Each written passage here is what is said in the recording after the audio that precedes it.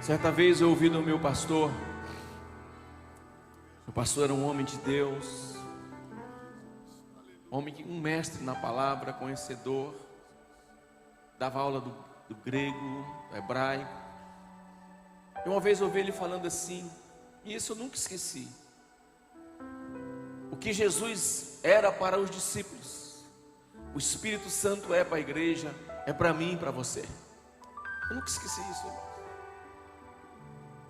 E Jesus, se você, vamos discorrer aqui nessa noite, Ele mostra qual é o ministério do Espírito Santo para a minha vida e para a sua vida. Ele fala quais são as atribuições do Espírito Santo para mim e para você. Se você olhar João capítulo 14, versículo 17, fala assim: olha, o mundo não o conhece porque não o viu, mas vocês o conhecem porque Ele está com vocês e estará em vocês. Jesus usa duas preposições e mais tarde Ele usa mais outra preposição. Ele diz: olha, Ele vai estar com vocês, mas Ele vai estar em vocês. O mundo não o conhece. Talvez o que fazemos nesses 3, 4 dias aqui é loucura. Por quê? Porque o mundo não conhece aquilo que nós conhecemos. E quando o conhecemos, irmãos, nós não podemos ser o mesmo. Não tem como conhecer a Jesus e não se apaixonar por Ele. E Ele deixa uma promessa para os seus discípulos, Lucas 24, 49, olha: ficar em Jerusalém, que até do alto sejais revestidos de poder. Fiquem lá, até que do alto sejais revestidos de poder. Se você olhar Atos capítulo 1, versículo 4, determinou-lhes que não se ausentassem, mas que esperassem a promessa do Pai. É o versículo 5 assim, olha: João batizou com água, mas vocês serão batizados no Espírito Santo de Deus. Aí quando ele chega no versículo 8, a Bíblia diz assim, olha: e recebereis poder ao descer como? Não é com você, não é em você, mas é assim, olha: sobre você o Espírito Santo de Deus, e ser-me-eis testemunhas, tanto em Jerusalém, Judeia, Samaria, Belém, na Lagoinha, em Valadares, em qualquer lugar, aonde Deus plantar você, testemunhando dele e para ele. Esse é o propósito do Espírito Santo de Deus, irmãos.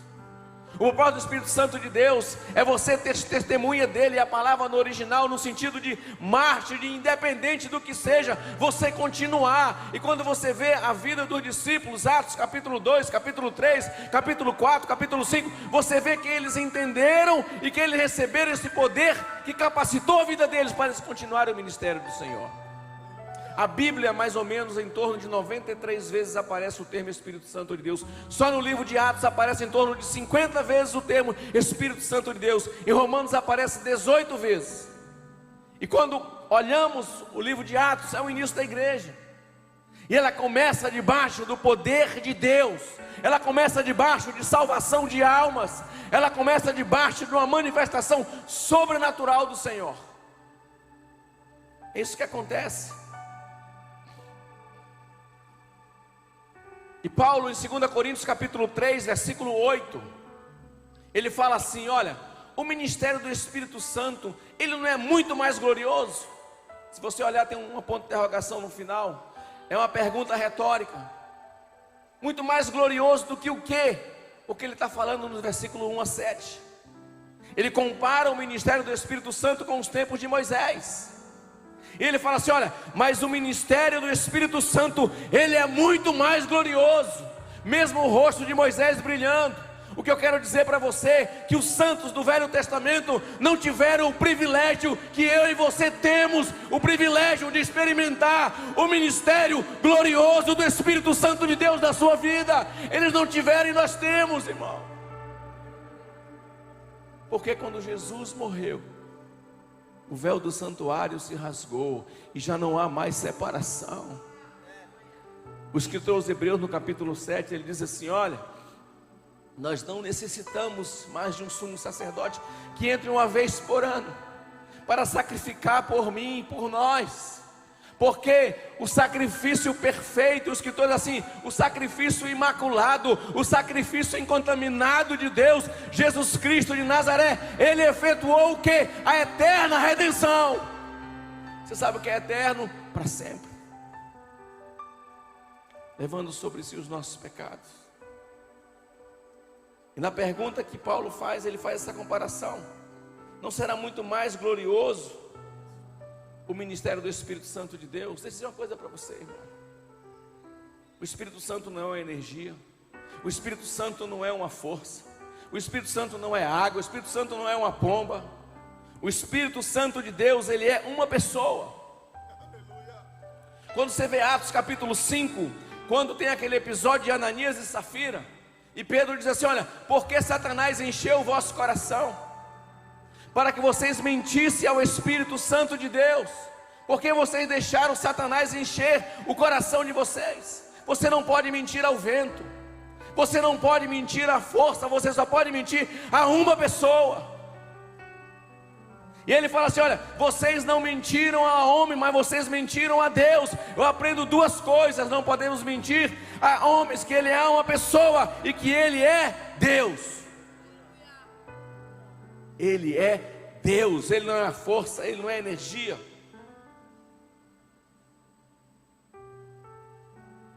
Então qual é o ministério, pastor, que Paulo diz? Jesus responde para nós, irmãos. Se você olhar João capítulo 6,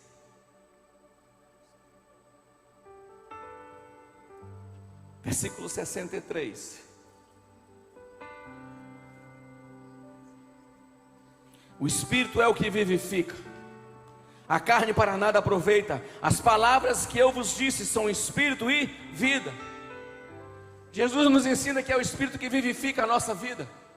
E vivificar é dar vida novamente, é trazer da morte para a vida, é renovar, é dar vida novamente. Vivificar é dar vida novamente. Esse é o primeiro ministério do Espírito Santo de Deus.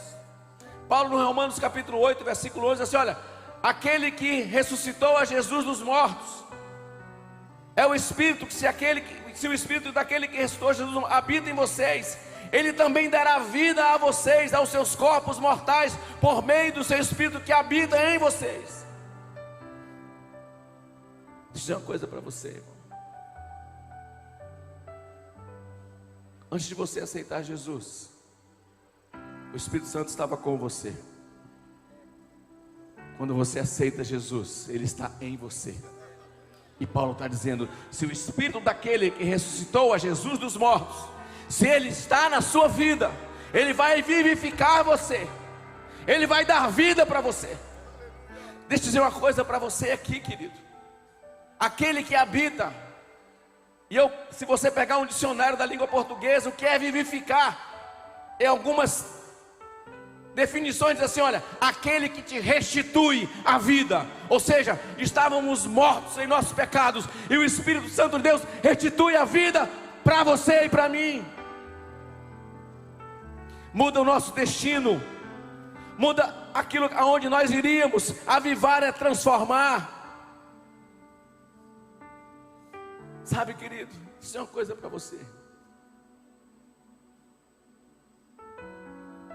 Na segunda, na terça-feira, quando você sair desse lugar, talvez o teu rosto não saia brilhando como o rosto de Estevão brilhava, Atos capítulo 7. Mas as pessoas, ao olharem para você, ao testemunharem da sua vida, algo diferente aconteceu em você. Porque o Espírito Santo, ele transforma e ele dá vida. Ele te restitui a vida no seu casamento, na sua casa. Ele traz para a sua vida aquilo que está faltando. Só Ele pode dar, irmão. Só Ele, mais ninguém. E Jesus está dizendo: olha, é Ele que vivifica, Ele que faz a palavra de Deus ser viva ao seu coração. A Bíblia é Deus falando com você. E o que traz essa convicção? O Espírito Santo de Deus. Quantas vezes você às vezes está lendo a Bíblia e aquele texto salta ao teu coração, que é isso, é a revelação do Espírito Santo de Deus para você. Isso é uma coisa, irmãos, a Bíblia para um homem que não tem o Espírito Santo de Deus é um livro normal. Eu conheço pessoas que têm conhecimento, homens famosos, vivem nas mídias, na televisão, e se você perguntar algo a respeito da Bíblia, ele sabe tudo. Ele conhece a Bíblia, mas não conhece o Deus da Bíblia. Não se relaciona com Ele, porque se você ler a Bíblia sem a presença do Espírito Santo de Deus, ele é um livro normal, mas quando você lê a Bíblia com o Espírito Santo de Deus, é a palavra viva que se revela para você. Ela salta ao teu coração, ela é viva. Aleluia, por quê? Porque Ele vivifica. O louvor não é o mesmo, irmão. Isso é uma coisa para você. Se o pastor Maxwell resolver procurar aqui em Belém um grupo musical não crente, ele ensaiar nossas canções, eles vão cantar aqui em cima? Vão. Podem até cantar, só estou supondo, até melhor do que o grupo, mas se não tiver a unção do Espírito Santo de Deus, não flui, o céu não se abre, porque o que dá vida é o Espírito Santo de Deus. É Ele que dá vida. O ministério do Espírito dá vida, mas Jesus falou algo mais sobre o ministério do Espírito Santo de Deus. João capítulo 14, versículo 26. E Jesus diz assim: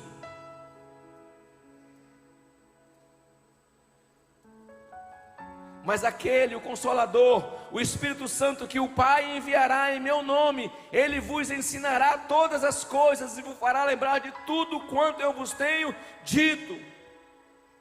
Mas o Consolador, e a palavra que é usada no original aqui é Paracletos, aquele que está ao nosso lado.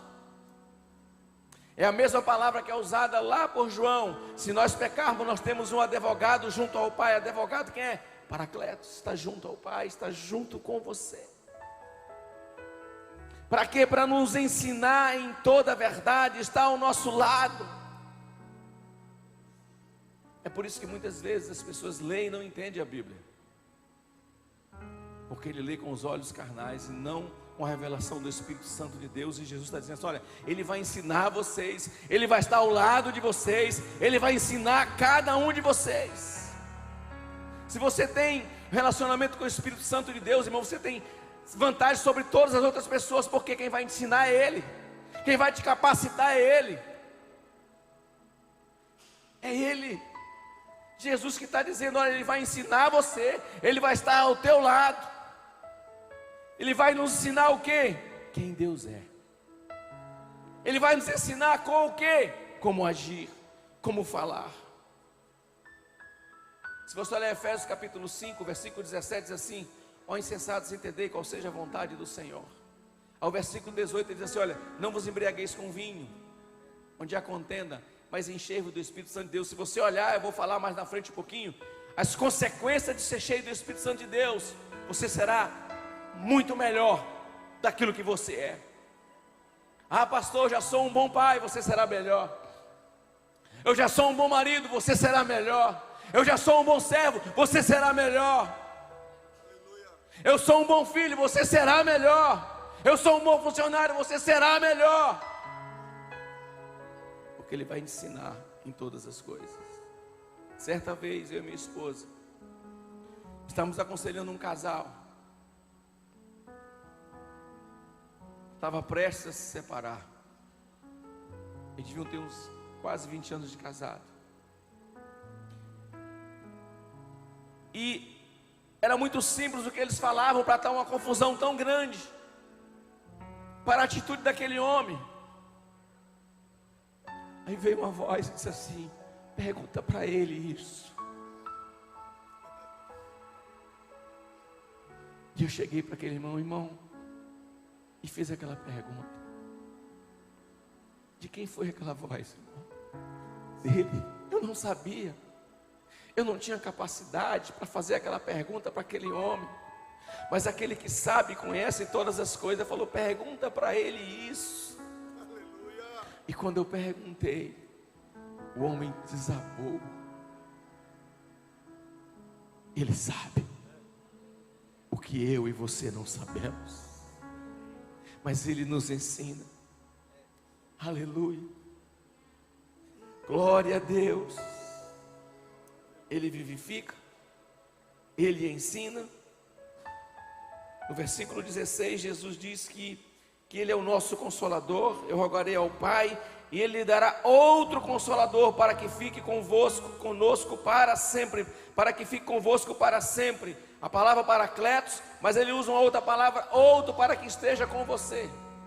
E no português não tem tradução, mas a palavra outro no grego, ela tem duas palavras, que no português, quando traz para nós, não tem como nós identificarmos. Ela pode ser tanto a palavra héteros como a palavra alós. Héteros é outro, mas de espécies diferentes. Vamos dar um exemplo. Se eu pegar uma nota de 10 reais, ela é uma nota de dinheiro, sim ou não? Sim. E eu pegar uma outra nota de 100 reais, ela é uma nota, mas de valores diferentes. Héteros. Mas quando eu pego alós, Jesus está dizendo, olha, eu enviarei outro igualzinho, uma nota de 10 reais, com a outra nota de 10 reais, outro igual, da mesma espécie. Vocês não estarão órfãos, vocês não estarão sozinhos. Por quê? Porque Ele vai estar com vocês. Ele vai estar com vocês. Guarde isso, irmão. Quando você vai andando pelas ruas de Belém, Ele está com você. Quando você pega um ônibus, um táxi, um Uber, seu carro, sua bicicleta, sua moto, Ele está com você. Ele não te abandona. É Jesus que está dizendo isso. Olha, eu vou enviar um outro igualzinho a mim. Ele vai estar com vocês para sempre. Para sempre, para sempre. Eu creio, irmãos. Eu creio piamente no que eu vou te falar aqui. Paulo, quando escreve a Timóteo, na sua primeira carta, no capítulo 4, ele diz assim, olha, o Espírito expressamente diz, os últimos dias, muitos apostatarão da fé. O mesmo Paulo, na sua última carta, 2 Timóteo, capítulo 3, ele fala assim, olha, nos últimos dias, serão dias difíceis e trabalhosos. Isso é uma coisa para você aqui. Se o seu pastor crê diferente, creia como ele. Mas eu creio que as coisas não vão melhorar, porque senão a Bíblia não se cumpre. O que eu creio,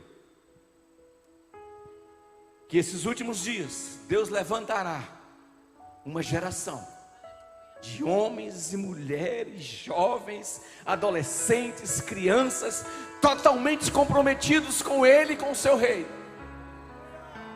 Homens cheios do Espírito Santo de Deus. Eu creio, irmão. Eu creio piamente no que eu estou te falando. Minha esposa sabe disso.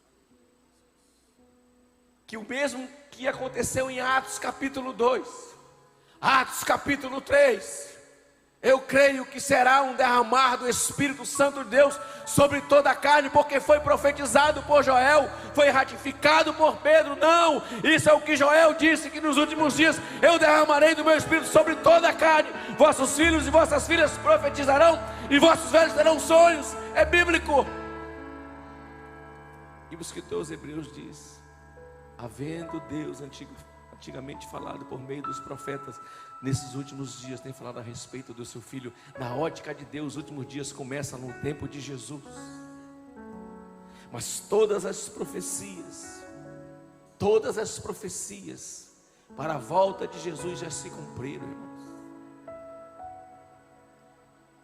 Talvez nós sejamos a geração do arrebatamento, mas eu creio que antes disso, os remanescentes, os homens e mulheres de Deus serão levantados, aqueles que não negociam a sua fé, aqueles que não abrem mão da sua comunhão com Deus, aqueles que perseverarão até o fim, aqueles que vão ser fiéis até o fim.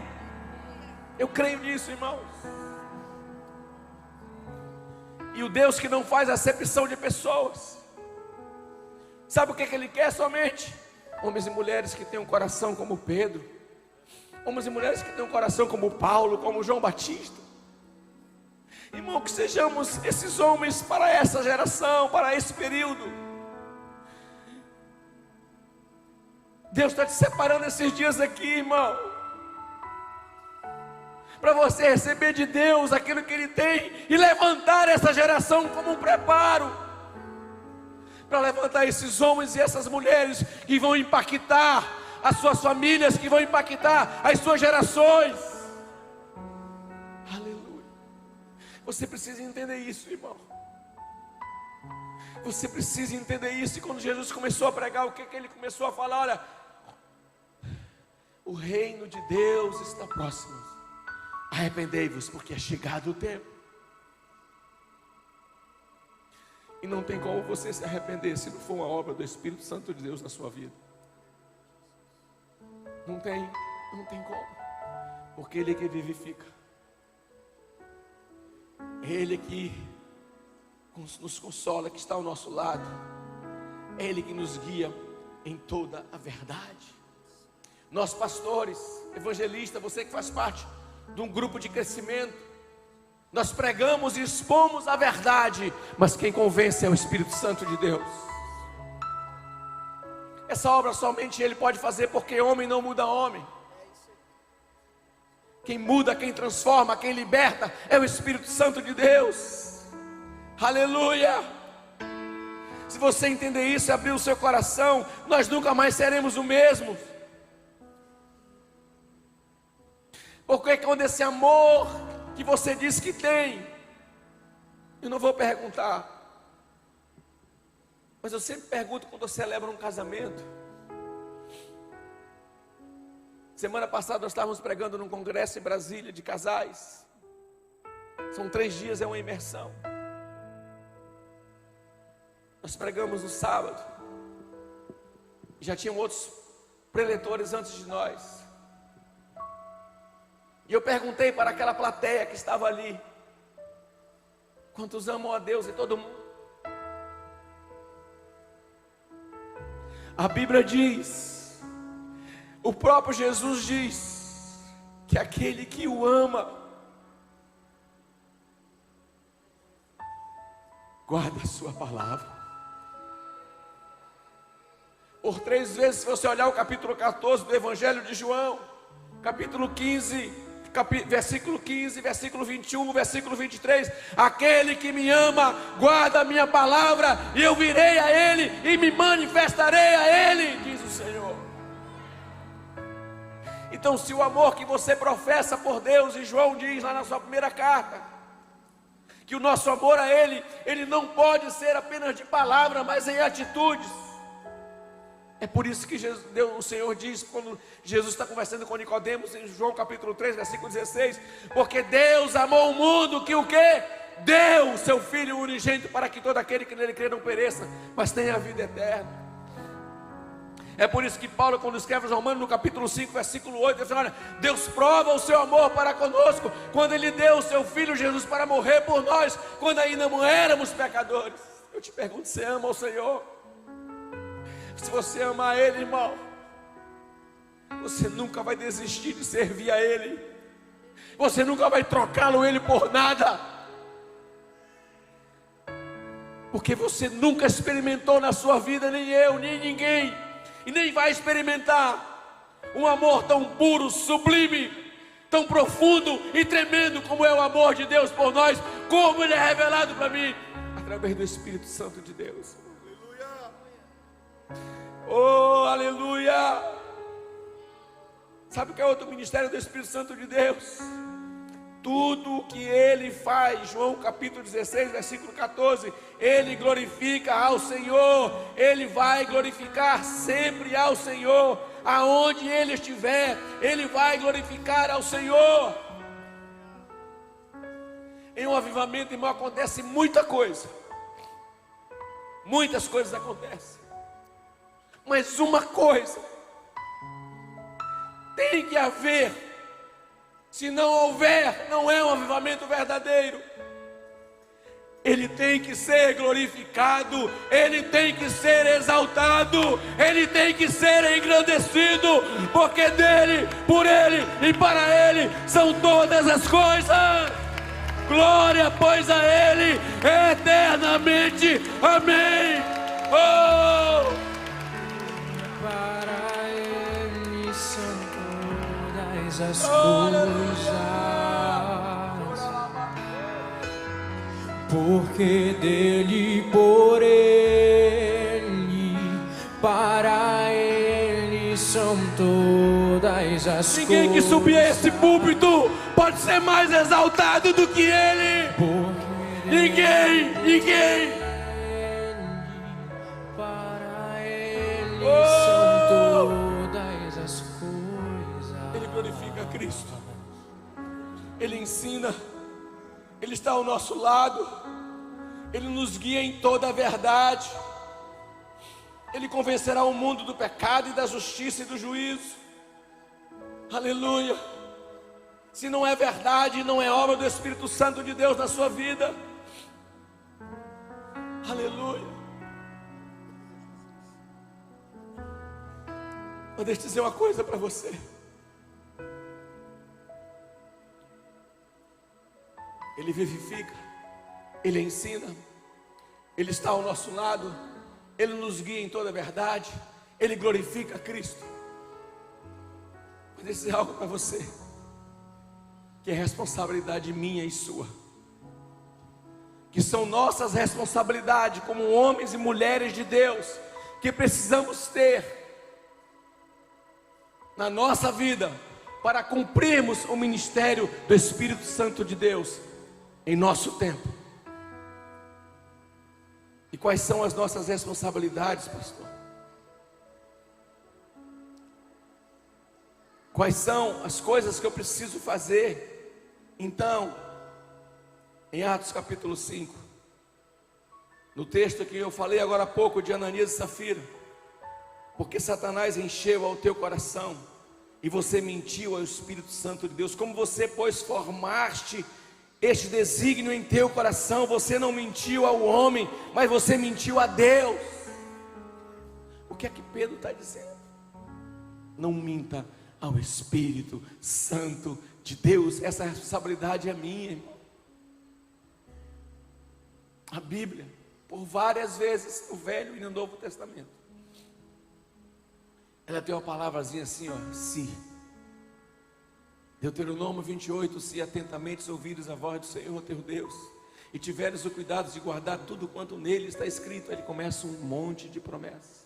Deuteronômio capítulo 30, que fala assim, olha, eu coloco a vida e a morte, eu coloco a bênção e a maldição. Se você escolher a vida, se você escolher a bênção, você vai viver, você vai ser abençoado. Se você olhar Jesus, Ele nos mostra o caminho estreito e o caminho apertado. Se você olhar Jesus em Mateus capítulo 7, ele fala assim, olha, aquele que ouve e pratica é um homem prudente que edificou a sua casa sobre a rocha. Mas tem aquele que ouve e não pratica. Quem vai decidir se vai praticar? A responsabilidade é sua, irmão. Se com tua boca confessares que Ele é o Senhor, e se você crer no seu coração que Deus, o restou dos mortos, será salvo, mas tem um sim na frente. 2 Crônicas 7,14, se o meu povo que chama pelo meu nome, a responsabilidade é minha. Se você quiser cumprir aquilo que o Senhor tem para a sua vida, seja verdadeiro com você mesmo, seja honesto com você mesmo, não tente enganar a você mesmo, porque o Espírito Santo de Deus conhece o profundo e o escondido. Ele conhece todas as coisas na minha e na sua vida, porque Ele é Deus. Seja honesto com você mesmo, seja verdadeiro. Da mesma maneira, irmãos, tem ministérios na vida de muitas pessoas que estão adormecidos, que estão empancados por causa do pecado.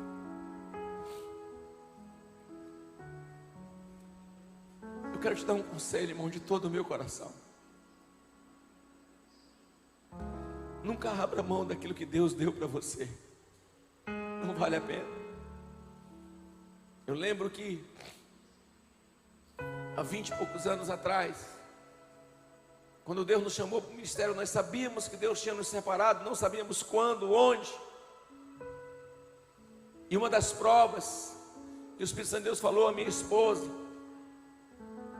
ela falou, você vai com os pastores de Capanema, procura os pastores da cidade. Se alguém disser algo contra, porque não é, mas se todos disserem e te apoiarem, é porque é para abrir agora. É para nascer esse ministério aqui em Capanema. E pastor, não é fácil não, irmão. E para abrir uma igreja, nasceu uma igreja nova numa cidade pequena. Eu fui no primeiro, a igreja batista tradicional. Eu lembro como fosse hoje. Ele falou: Nazareno, seria covardia da minha parte falar algo contra. Quem não queria ter você como ovelha? Foi com essas palavras dele, não estou me exaltando, estou repetindo o que ele falou. Mas Deus tem um chamado para você. Fui com outro, com o último. Eu fui da Assembleia de Deus, bem tradicional. Pastor Maxwell com eles. Pastor bem fechado, aqueles das antigas. E eu fui no gabinete dele. Ele se virou para mim e falou assim: eu tenho ouvido falar a teu respeito. E eu conheço homens que têm um chamado igual ao teu, que rejeitaram e sofrem até hoje. Ele virou para mim e falou assim: olha, você pode ter certeza de uma coisa: todo dia às 5 da manhã eu vou estar orando pela sua vida. E ele fez algo que ele nunca tinha feito. Eu já conheci ele há um tempo, devido ao nosso comércio na cidade, devido ao ministério da Donete. E ele falou assim: olha, prepare uma palavra, que sexta-feira eu vou te dar uma oportunidade. Era uma festa que eles tinham na Assembleia lá. Não abra mão daquilo que Deus tem para você. Não abra mão daquilo que é nobre.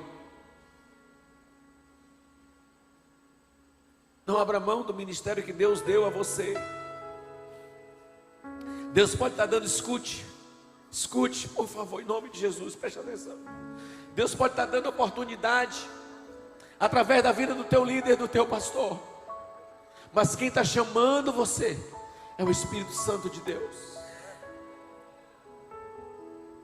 Tem pessoas aqui nessa noite, Deus me mostra isso, que você deixou adormecer, não importa o motivo, ministério que Deus chamou você. E esse tempo do fim, esse tempo que são os últimos dias, Deus quer despertar você. E você não está aqui em vão ou por acaso. Deus quer despertar a sua vida. O Espírito Santo de Deus quer despertar a sua vida, dizendo assim: ei, não deixe apagar a chama que eu coloquei na sua vida. Aquilo que arde no seu coração, não abra mão. Aleluia. Sabe o que aconteceu em Atos capítulo 2? Veio o Espírito Santo de Deus. Sabe o que aconteceu em Atos capítulo 3 e 4?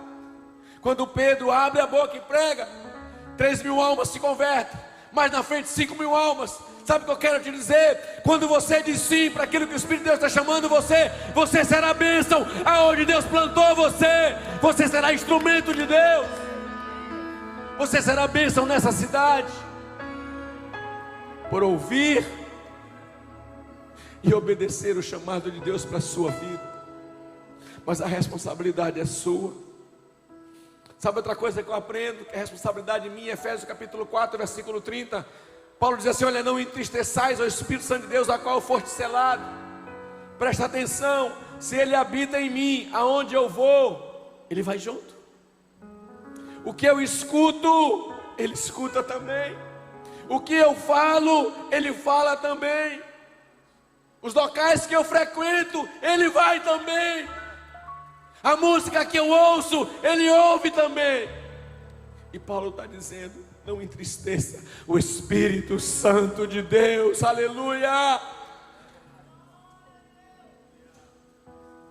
Não entristeça o Espírito Santo de Deus. Aleluia. Não entristeça o Espírito Santo de Deus.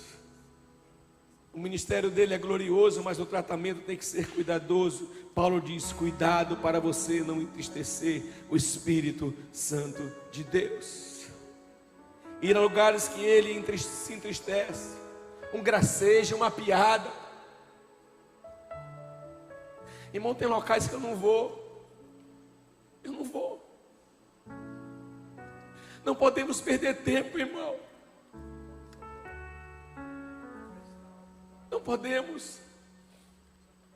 Tem locais que não são apropriados para você. Tem músicas que não são apropriadas para você. Tem amigos que não são apropriados para você.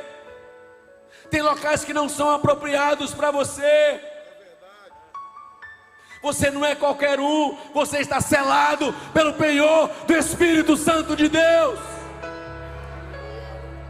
Você precisa entender isso. Não entristeça, é responsabilidade minha.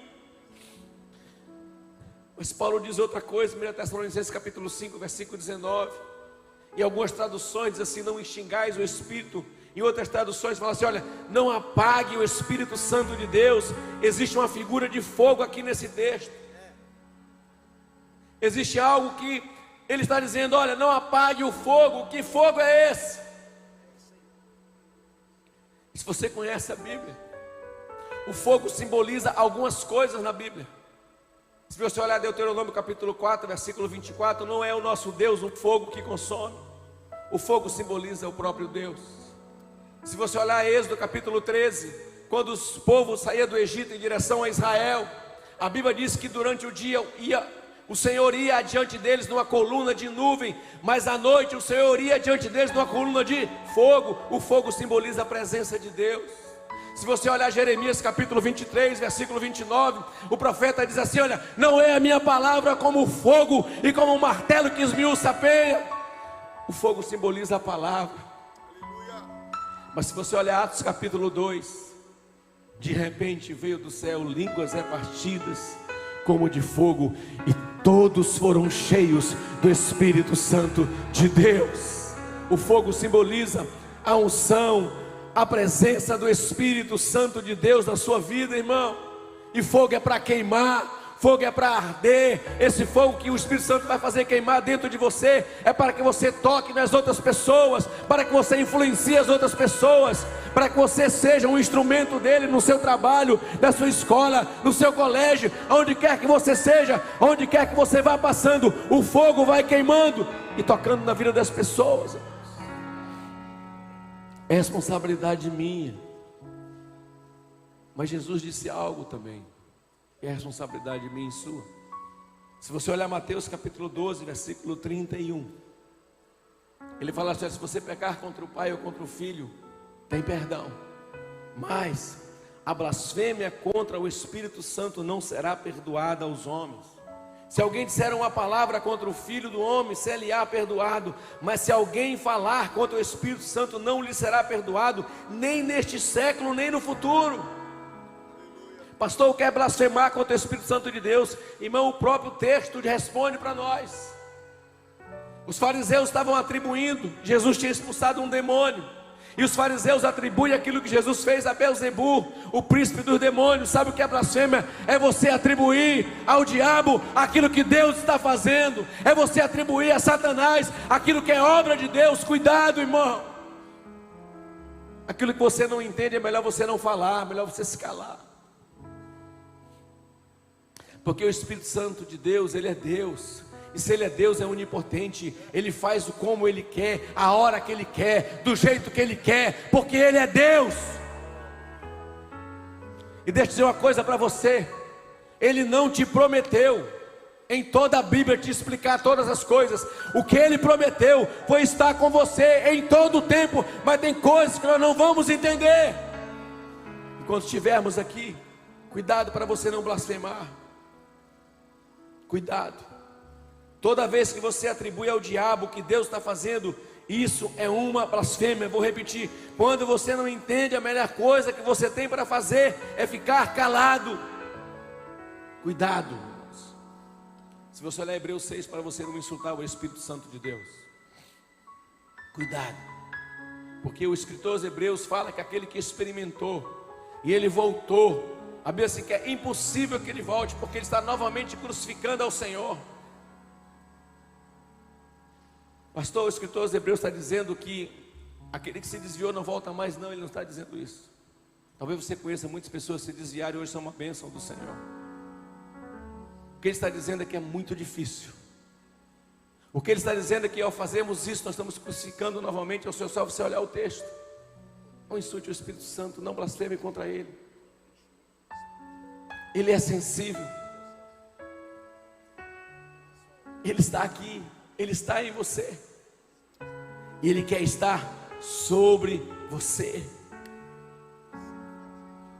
Aleluia.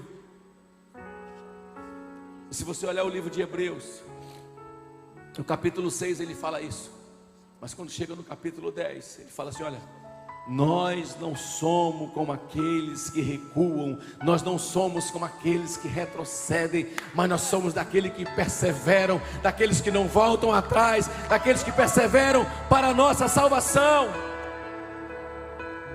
Aleluia. É isso que ele está dizendo. Não insulte, não blasfeme contra o Espírito Santo de Deus. Outra coisa, que é responsabilidade minha e suas. 1 Coríntios capítulo 3, versículo 16, diz assim: não sabeis vós que sois templo de Deus, e que o Espírito de Deus habita em você? Se alguém destruir o templo de Deus, Deus destruirá, porque o templo de Deus que sois vós é santo. O que destrói a minha vida e a sua é o pecado, irmãos. Porque o diabo veio para matar, para roubar e para destruir. O pecado destrói a sua vida. O pecado destrói sua família. O pecado destrói seu casamento. O pecado destrói a tua identidade. O pecado destrói a tua moral. O pecado destrói a sua vida, irmão. Olha para mim aqui. O salário do pecado é a morte. E deixa eu dizer uma coisa para você, por favor, olha para mim aqui. Tem coisas na sua vida e na minha vida que você não vai conseguir fazer de última hora. É só você ler um pouquinho Mateus capítulo 25, na parábola das 10 virgens, que você vai entender um pouco do que eu estou te falando. Tem coisas que você não vai conseguir de última hora. Escute, olha para mim aqui, Gálatas capítulo 6, versículo 7. De Deus ninguém zomba, de Deus ninguém escarnece. Tudo aquilo que o homem semear, ele vai colher. E deixa eu dizer uma coisa para você aqui: a colheita sempre é maior do que a semeadura, seja ela benéfica ou seja ela maléfica. Aquilo que você semear, a tua colheita sempre será maior. Cuidado com as tuas sementes. Cuidado aquilo que você está lançando, porque você vai colher. E a responsabilidade sempre vai ser minha e sua. E se você olhar Gálatas capítulo 5, versículo 19, quando ele fala das obras da carne: e aqueles que praticam tais coisas não herdarão o reino de Deus. Inveja está incluído lá também. Mágoa, ódio, ira está incluído lá também. Bebedeira está incluído lá também. Idolatria está incluído lá também. E sabe o que é idolatria? Muitas vezes as pessoas pensam que idolatria é só se prostrar diante de uma imagem. Idolatria é tudo aquilo que ocupa o lugar de Deus na sua vida. Você pode idolatrar seu filho, você pode idolatrar sua empresa, o seu dinheiro, carro. Você pode idolatrar o seu corpo. Tudo aquilo que ocupar o lugar de Deus na sua vida é idolatria. E a Bíblia diz que aqueles que praticam tais coisas não herdarão o reino de Deus. Cuidado, não destrua o Espírito Santo de Deus. Por último, que é responsabilidade minha?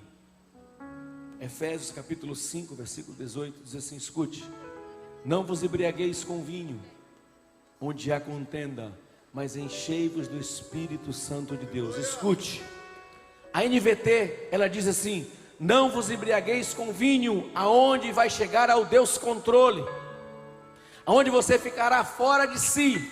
Na nova tradução, na linguagem de hoje, ela diz assim: não vos embriagueis com vinho que vai te levar à desgraça, mas enchei-vos do Espírito Santo de Deus.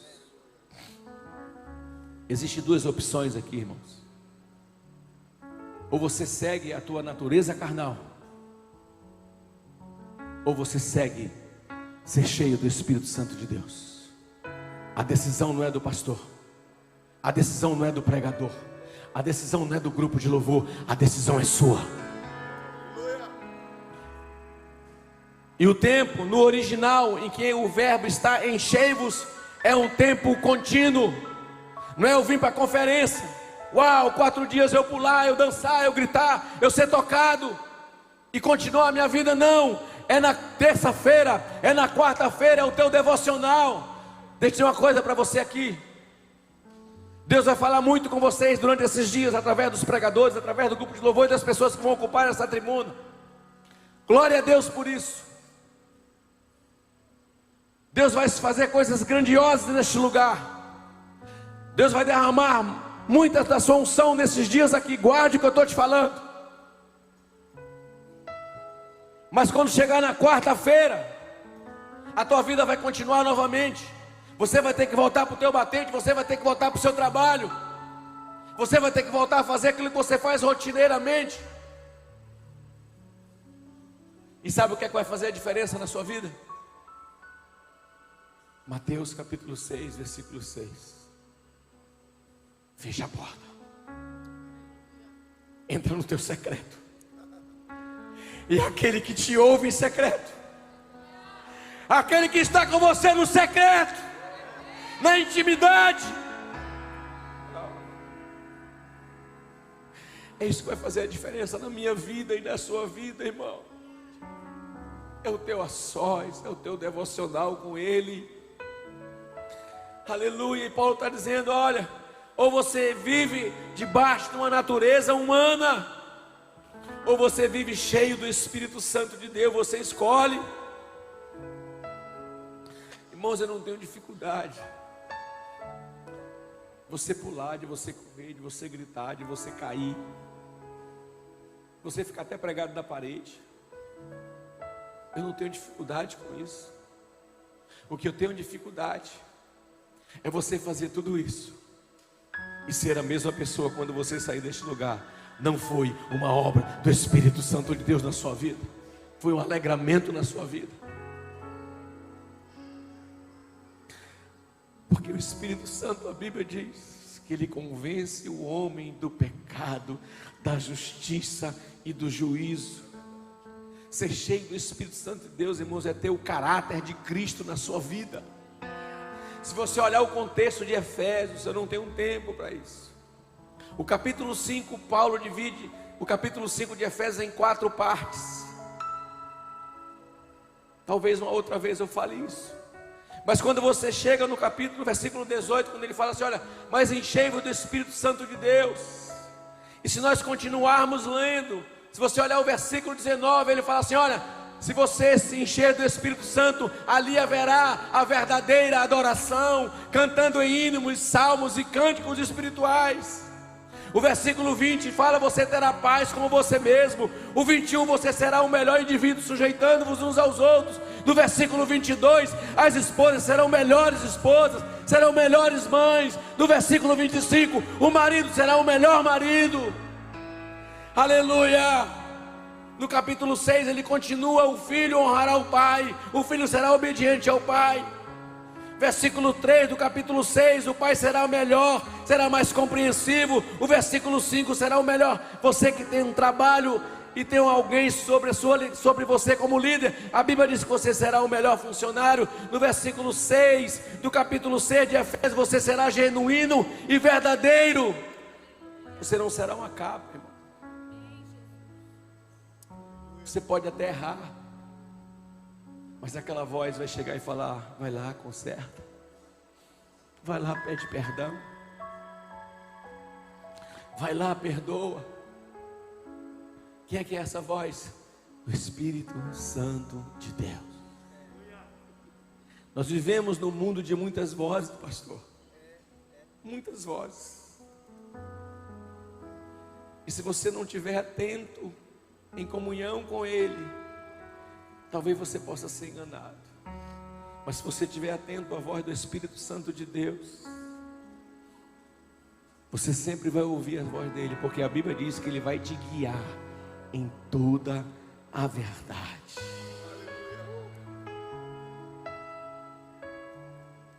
Eu quero encerrar dizendo para você: ser cheio do Espírito Santo é, primeiro, compreender o ministério do Espírito Santo na sua vida. Esses dias que você vai estar aqui, Deus está te separando para você ouvir apenas uma voz, que é a voz do Espírito Santo. ser cheio do Espírito Santo de Deus é compreender o ministério dele na sua vida, mas segundo, é se sujeitar a ele, se esvaziar do seu eu e se entregar totalmente na dependência dele. É se esvaziar do seu eu. Aleluia. Fica de pé no seu lugar, por favor.